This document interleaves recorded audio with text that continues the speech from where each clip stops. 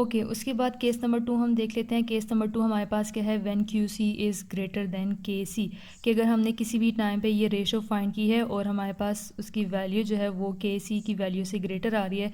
Let's suppose हमने find की और ये कितनी आ रही है 80। इसका मतलब क्या होगा, अब 80 है, इक्विलिब्रियम पे कब होगा, जब ये 50 के इक्वल होगा। तो system is not at equilibrium, ठीक है, सिस्टम इक्विलिब्रियम पे नहीं है। अब क्यू सी ग्रेटर है, इट मीन्स प्रोडक्ट्स की अमाउंट क्या है, ग्रेटर है, क्योंकि इनका क्या है, डायरेक्ट रिलेशन है। प्रोडक्ट हमारे पास ज़्यादा हैं और रिएक्टेंट्स कम होंगे, तो इसका मतलब क्या होगा, प्रोडक्ट ज़्यादा हैं, इन्होंने दोबारा किसकी तरफ जाना है, रिएक्टेंट्स वाली साइड पे, और डायरेक्शन हमारे पास कौन सी होगी, reverse direction. So the reaction will move in the reverse direction, ठीक है, जो हमारे पास डायरेक्शन होगी वो क्या होगी, रिवर्स डायरेक्शन।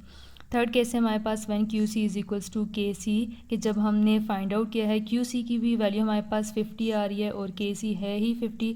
जब दोनों सेम होंगे, सेम आंसर आएगा, तो हमारे पास क्या आ जाएगा, that the system is at equilibrium. और इक्विलिब्रियम पे हमारे पास फॉरवर्ड डायरेक्शन में भी रिएक्शन प्रोसीड कर रहा होता है और रिवर्स में भी क्या होता है, रिएक्शन प्रोसीड कर रहा होता है। ओके उसके बाद जो हमारे पास सेकेंड वन एप्लीकेशन है वो है हमारे पास extent of reaction. Extent of reaction का मतलब क्या होता है कि रिएक्शन कितने परसेंट हमारे पास कंप्लीट हो चुका है, रिएक्शन स्टार्ट हुआ है नहीं हुआ, फॉरवर्ड डायरेक्शन की स्पीड कैसी है और रिवर्स डायरेक्शन की स्पीड कैसी है। तो एक्सटेंट को हम फाइंड करेंगे by using example which is H2 plus I2 gives us 2 moles of HI, और इस रिएक्शन के लिए Kc की वैल्यू कितनी है, इट इज़ 50, ठीक है। तो इसके लिए भी हमारे पास कुछ केसेस हैं। केस नंबर 1 हमारे पास क्या आ रहा है, व्हेन के सी इज़ वेरी स्मॉल, ठीक है। हमने क्या किया, रिएक्शन के लिए के सी वैल्यू जब फाइंड आउट की है और उसका आंसर हमारे पास बहुत ज़्यादा स्मॉल आ रहा है, लाइक अगर 1 × 10 रेज़ टू पावर -3 है, अब इसकी पावर क्या है, -3, इट मीन्स बहुत ज़्यादा स्मॉल है, ठीक है। तो यही जो रिएक्शन है इसके लिए के सी इक्वेशन क्या होगी, K C is equals to molar concentration of hydrogen iodide raise to power 2 divided by molar concentration of hydrogen and iodine.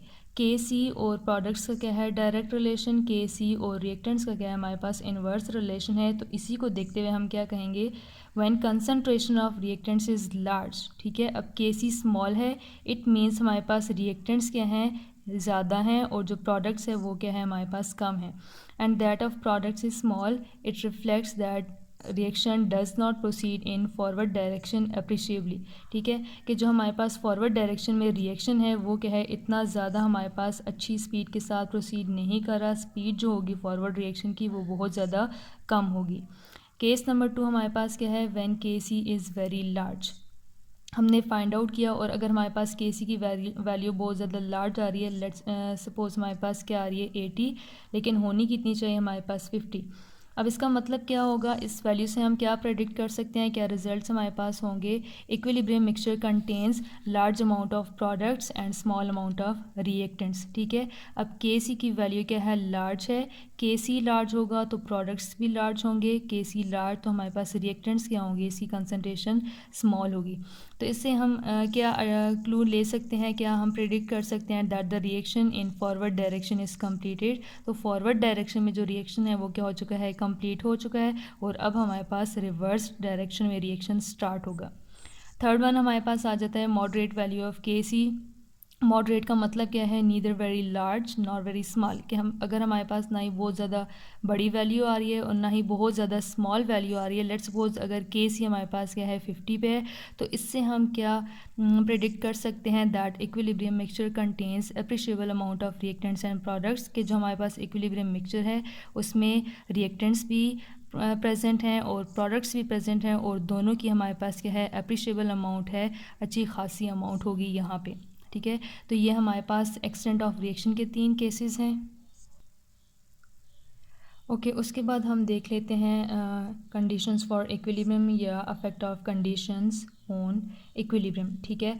कल के टॉपिक में हमने पढ़ा था कि अगर हमारे पास कोई भी रिएक्शन है और वो इक्विलिब्रियम स्टेट पे है तो वो फॉर एवर उसी स्टेट में रहेगा अनटिल अगर हम क्या कर दें, if the conditions do not change. लेकिन अगर क्या हो, हम कंडीशंस चेंज कर देंगे तो इक्विलिब्रियम भी क्या हो जाएगा, डिस्टर्ब होगा। तो अगर हमारे पास अगर हम कंडीशंस को चेंज कर रहे हैं तो उसका अफेक्ट क्या होगा, affect of change on in equilibrium conditions, तो चेंज का इफेक्ट क्या होगा? The system always tries to regain its equilibrium.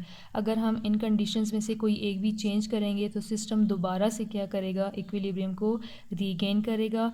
Regain कैसे करेगा? या तो रिएक्शन फॉरवर्ड डायरेक्शन में मूव करेगा या रिवर्स डायरेक्शन में मूव करेगा, ताकि ये दोबारा से क्या कर ले?